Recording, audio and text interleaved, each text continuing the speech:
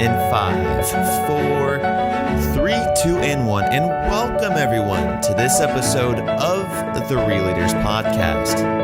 And welcome everyone to this episode of the Real Leaders Podcast. I'm your host, Kevin Edwards. Joining us today is the founder of both Blue Apron and Cook's Ventures, Mr. Matthew Wadiak. Matthew, thanks for being with us today. Thanks for having me. So, Matthew, you've got a pretty incredible story here. And the thing I'm most fascinated about, we're going to be talking a lot about food today. We're going to be making some people hungry today on the show. And the thing I like about food is you don't really understand how it got to your plate, how it got to your table, and all the hands that it touched, and all the value that's added through that supply chain. So before we get into the ins and outs of food, Matthew, I want to hear and go back into your career. How does your story go, and what started the idea of Cook's Venture? You know, it's funny. You probably have heard this before, but I love the commencement address that Steve Jobs gave at Stanford so many years ago, where he talks about where he is today with Apple and building the company up, and how when he was younger, that path led him through decision making and not really knowing what was going to happen to where, you know, he ended up as CEO of Apple and very successful, famous global entrepreneur. And I think everybody's story is kind of like that. And it starts with things that you don't know that you're doing, and then you progress and learn through life, and you end up with some kind of knowledge that you've acquired in your suitcase of life. For me, I started as a cook when I was 16 years old in high school, and I worked in restaurants and ended up going to culinary school and moving out to Italy and then California. And through the experiences of becoming a chef and learning how to cook and learning how to respect food, I gained an appreciation for ingredients. And that appreciation for ingredients was profound in the sense that I learned when I first moved to California what a really good cucumber tastes like for the first time. It's the first time I had something that wasn't from a grocery store. And I learned what, incredible Romano beans tasted like, or a really great piece of ocean caught salmon. And understanding that flavor led me to wanting to learn more about why that food was so good compared to the food that I had from my local grocery store growing up. So I went out and I worked on farms on the weekends, got my hands in the dirt, and it became really clear pretty quickly that the farmers that were regionally starting that organic movement of food back in the late 1990s, before we even called it USDA organic, were following things like, rotating their soil, rotating their vegetables, focusing on techniques that were driven through Elliott Coleman and permaculture and like kind of the hippie movement of grassroots farming in the 1960s and 70s in California. But as it turned out, that healthy soil that they were actually producing, that was really their product, created really healthy and delicious produce that from a culinary standpoint, as a culinarian and a chef, was completely different and game-changing for me. So if you fast forward a few years from my transition from the restaurant world into entrepreneurship and having a few companies and eventually founding Blue Apron, it became really clear that when we started serving, millions of people instead of hundreds of people in a dining room, that kind of supply chain wasn't really available to people in scale. And when something isn't available in scale and you're a cook and you really want it, what are your options if you're trying to source great food? If you can't buy it, you have to go and you have to make it. So one of the things that we did in BA when I was there is we partnered with 250 farms around the country and brought on a full team of agroecologists and agronomists and set up things like soil sensors, heat unit mapping, which is a way to reduce the time of harvest predictively from 3 months down to about 3 days, and put in technology where we could use cultivars that had never been commercially grown before and predictively grow that food so we could place it on a menu a year out. A lot of people actually don't know that story, but it's a really interesting story. And it's how we were able to increase our supply chain and put things like, heirloom vegetables and honey nut squash, which were first grown at Blue Hill Stone Barn, on menus across the country with hundreds of farmers. And then I partnered with Bill Nyman, who was a mentor of mine back from my California days cooking. And he took me around the world learning about the beef business and the lamb business and the pork business and the poultry business. And through that, I learned that one of the most unfortunate things is that despite all of the great poultry that's grown in America, it actually only comes from 2 breeds of genetic livestock. There's a big company called Aviagen and a company called Cobb, and they dominate over 90% of the global genetics of poultry. And they've become these really fast growing animals that can feed very efficiently, but don't have very good flavor, don't have very good immune systems, and don't really have the ability to run around outside and live good lives. And when I learned that, it made sense for me to integrate into livestock management. And the only way to do that was to found a vertically integrated poultry company. So as of today now, the path has led me sort of down this rabbit hole of creating different systems in food over the years and building in complexity.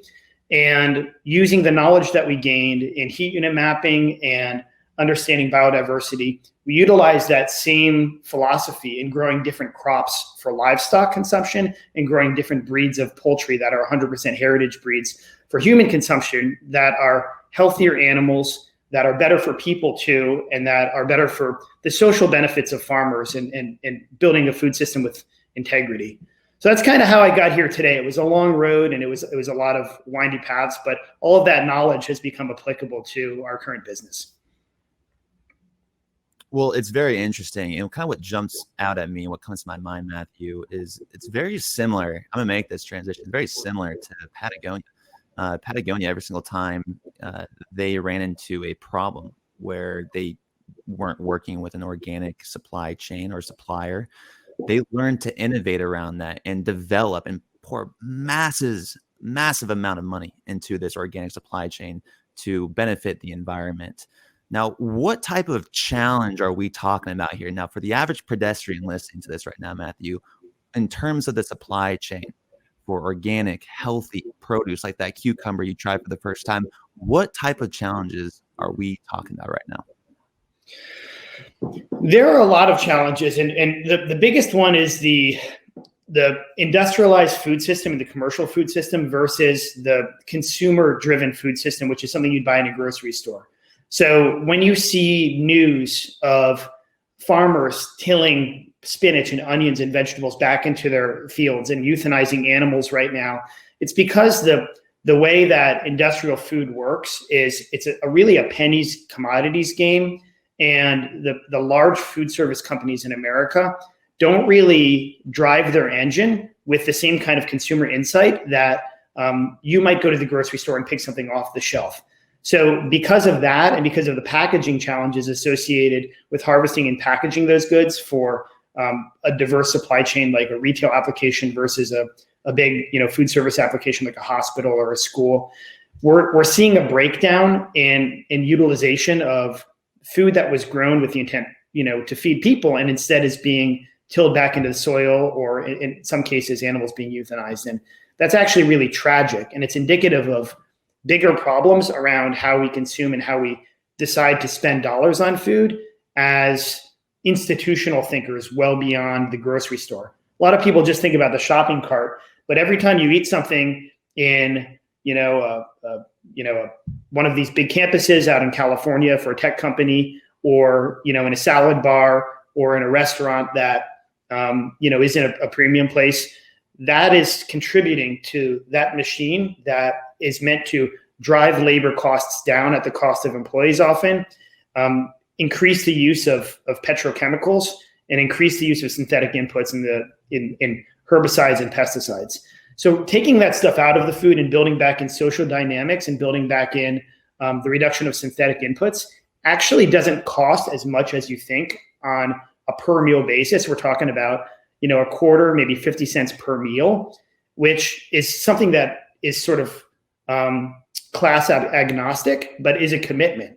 But it will empower institutional buyers to think about the food that they're coming from in a different way. And I think especially right now where we're seeing so much fragmentation in the food business, the question should be, did somebody have to potentially risk their lives to create this food? And if that's the case, we shouldn't eat it. We should demand something better. Matt, 70% of the world's produce come from smallholder farmers. people that lack the equipment, like you were mentioning earlier, the infrared lasers, the technology, the equipment that they need to increase their yields. 70% of the world's poor are also smallholder farmers. And you're driving at these systemic issues that are the vehicle of what's holding labor costs down, what's putting food with maybe touch on that a little bit more. And do you see consumer demand increasing for quality organic products that can also have a better environmental impact as well? Absolutely, consumer demand is increasing. And when I think about organic, we use the word regenerative in our company because organic is a qualifier that could include a lot of different things. It's a label. And for example, a good way to think about the food system. A lot of people think about, and we talked about it earlier, vegetable farmers, onions, spinach, your peaches and nuts and things like that. That actually only constitutes about 3% of American agriculture. 97% of American agriculture is in row crops, and globally, the predominance of global agriculture is row crops. And in terms of caloric density and how that food gets distributed, it's primarily for, in the U.S., ethanol. And when we're thinking about farming, that's 40% of America's largest crop, corn. But in terms of human consumption, it actually mostly goes to animals and animal feed.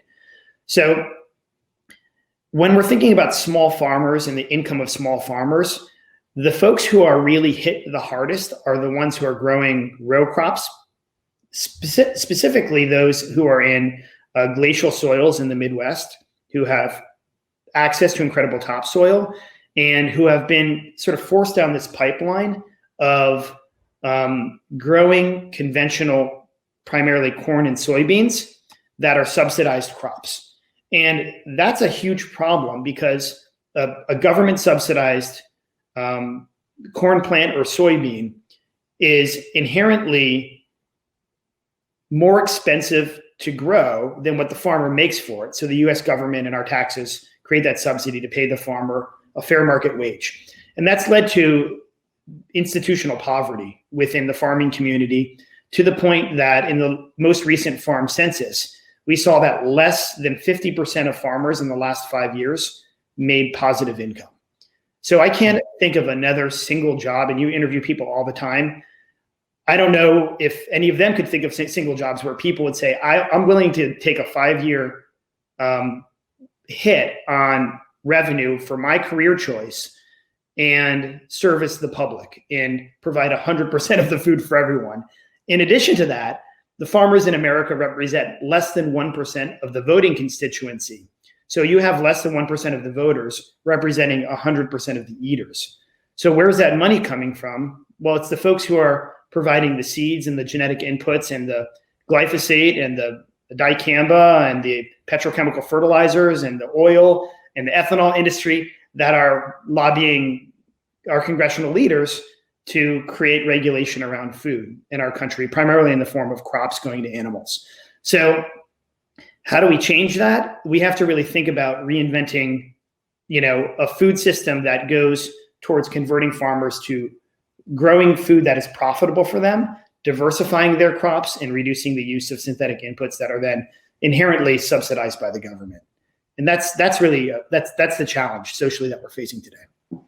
So what I'm concerned about, Matt, is feeding the people around the world. By 2050, the population is going to increase. Food supply projectedly needs to increase by, I think, 50. I think some people say 50%, some people say 70%.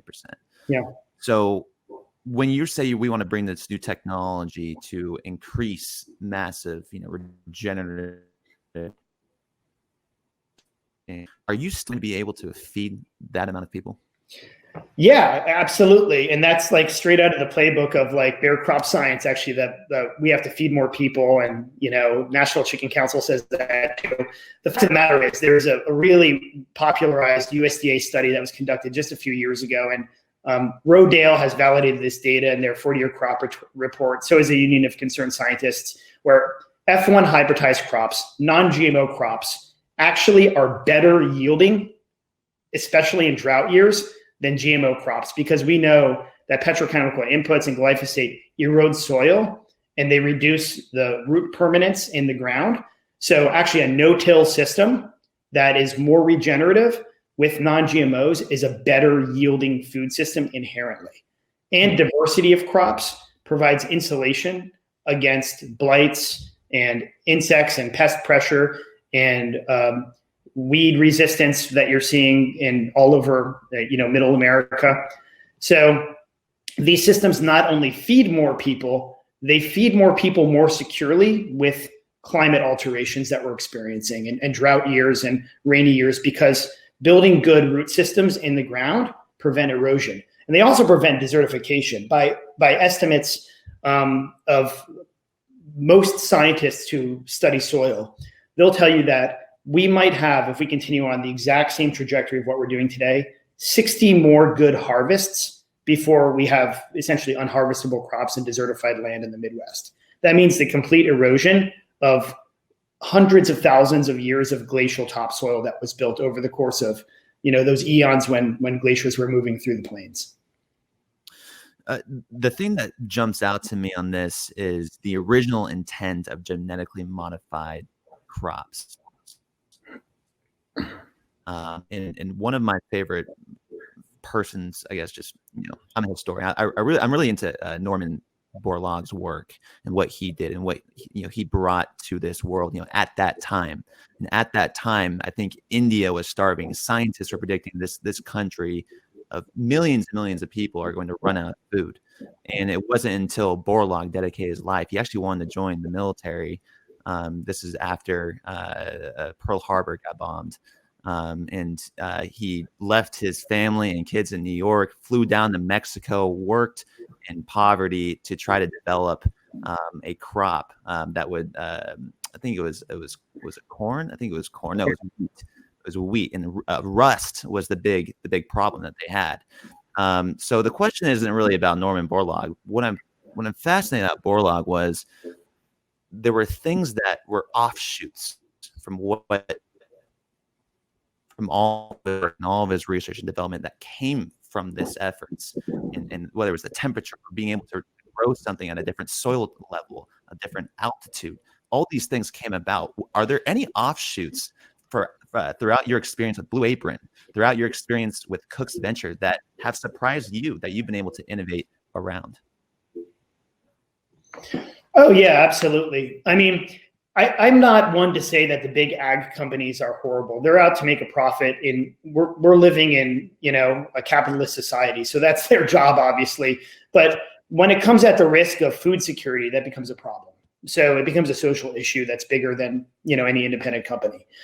The things that they do really well are some of the science that I was mentioning earlier, like the USDA APHIS data that came out of those big crop systems. These are all government-supported programs too, by the way.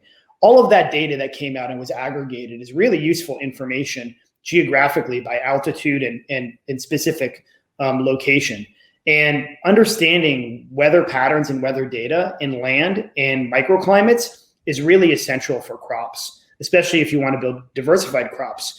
The kind of technology that was available previously to sort of post-World War II farming would not have cut it with the things that we're trying to do today and the kind of crop science that we're trying to utilize today. And that all came out of this world of what you're talking about, and it's really useful. In addition to that, the soil sensors and satellite mapping and, drone technology is phenomenal. And that's actually what gives me a lot of hope, is utilizing data that was collected, and crop science data that was collected over the course of the last 70 years, and then putting that into better systems that can be utilized in a more modern way. So certainly, almost too many innovations to mention.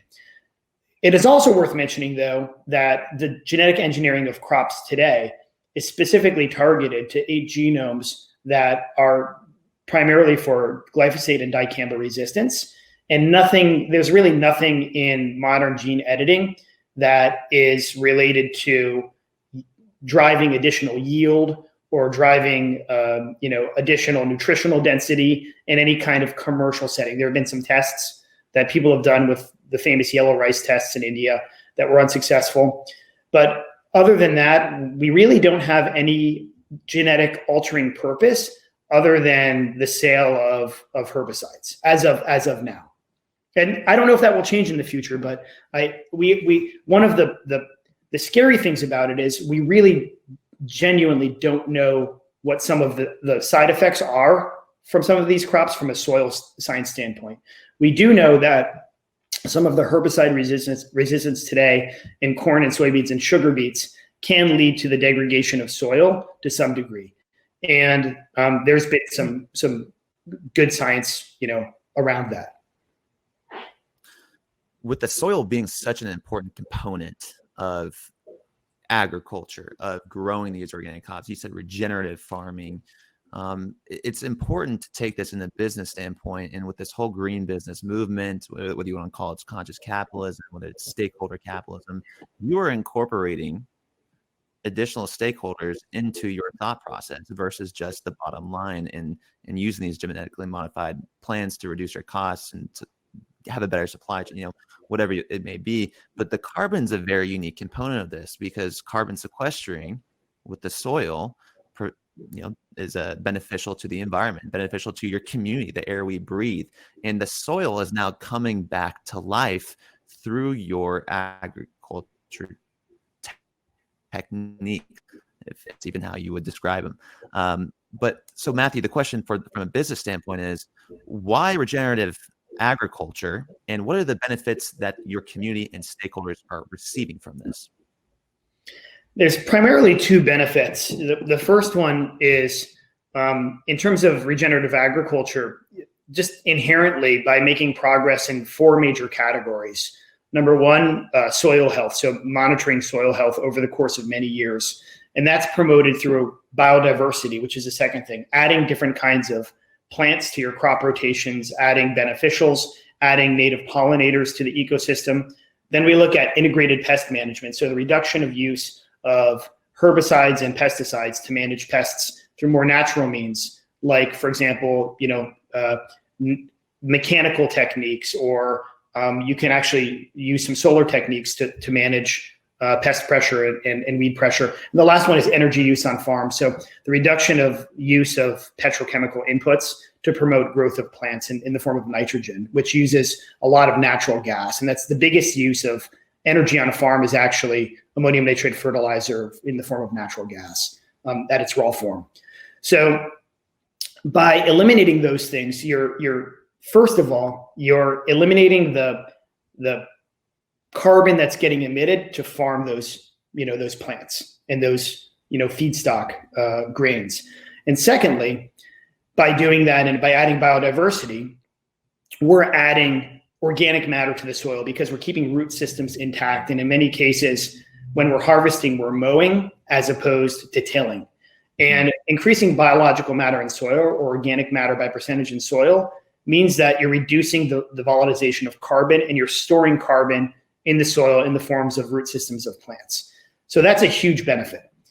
The second biggest benefit is the socioeconomic benefit of that. Because when you're growing a non-GMO crop, it lives outside of the commoditized, traded food system.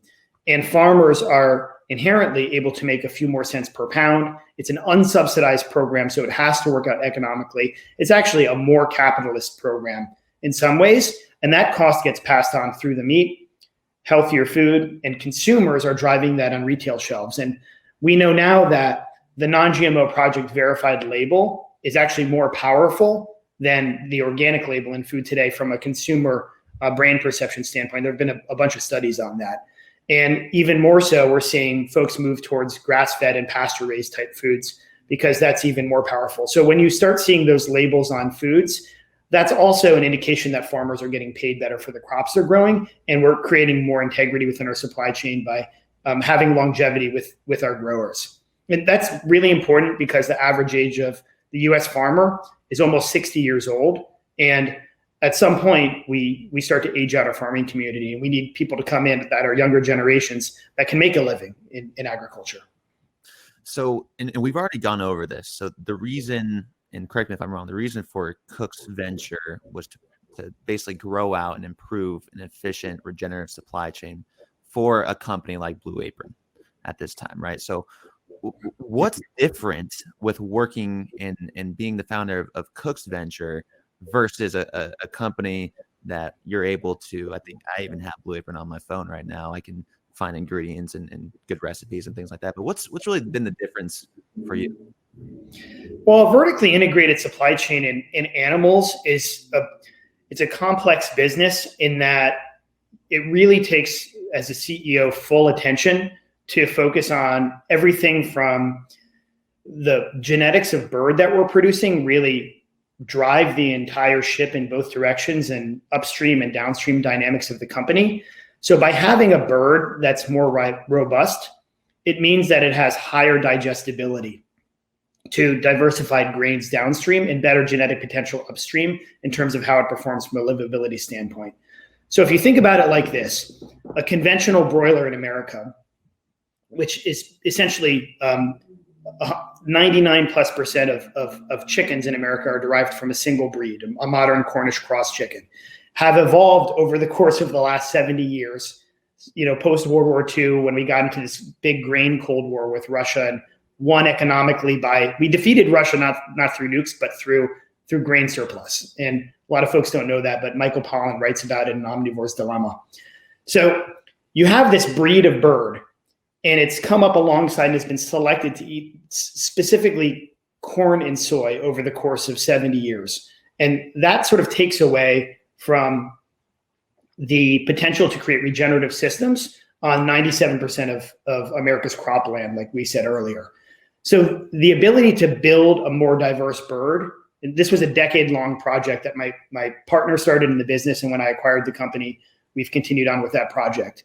So this selection of this bird has created a criteria where we now have an animal that is a medium for farmers to mill their grains, to sell their grains to a local feed mill. So we can have, tens of thousands of acres of land that we can affect, all going to a feed mill. And now those farmers have a place to sell that diversified feed, which is to us, to our chickens. Where a commercial, conventional operation would not be able to accept that kind of feed because the chickens have not been selected for that nutritionally. We can select that kind of feed, and we're the conduit for better food. So there's been a lot of talk over the last 5 years or so about regenerative systems, and you see mostly cattle. It's because nobody has figured out a great monogastric system, single stomach animal, hogs and chickens, to accept diversified feeds, mill them, and then create a consumer product where you can monetize that. And without that medium, without that thing in the middle, which is Cook's Venture, then farmers can't win and consumers can't win. It's the stumbling block.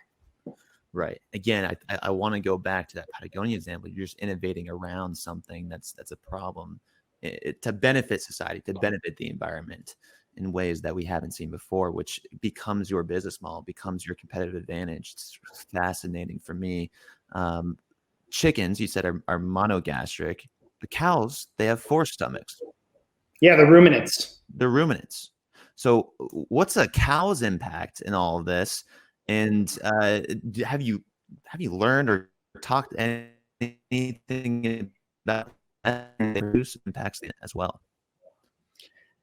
Yeah, cattle are really impactful in the modern food system, specifically because most cattle are finished on feedlots, and they're also consuming grains, but they're biologically not designed to do that. So biologically, cattle, bovines, have this big rumen, the stomach, which is like a fermentation barrel in the animal. So when you see a big, a cow out in pasture and it's like kind of bloated and full, that's because it's full of grass and it's fermenting that feed. And it's like, much like you make beer, you take, a complex carbohydrate and you ferment it into simple sugars and alcohol. Cattle are actually fermenting all the time, celluloid material, and they're turning it into simple carbohydrates. And that's actually what they digest in the rest of their digestive tract and turn into muscle and bone and organ tissue and energy. So when you take cattle, which are really good at fermenting grass and creating food, and you put them on really concentrated feed, so corn and soy, just the nutrition end of a grass plant, the problem with that is they over ferment and they get what would be the equivalent in people of acid reflux. and they have esophageal lesions and problems growing and infections, which is why almost all cattle in America are given antibiotics and hormones prophylactically to enhance their growth and to keep them from getting sick and infections from over-fermentation or bloat, as they call it in the business.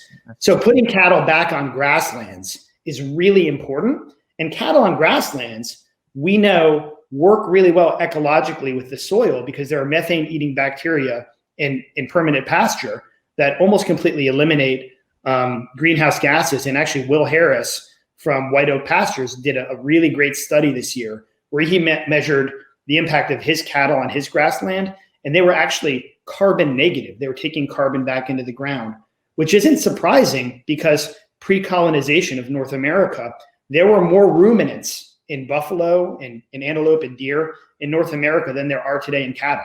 So the system works if we run it right, but if we put all animals in a concentrated lot and feed them grain, we're polluting, we're creating greenhouse gases, and we're actually creating sick animals when it doesn't have to be like that.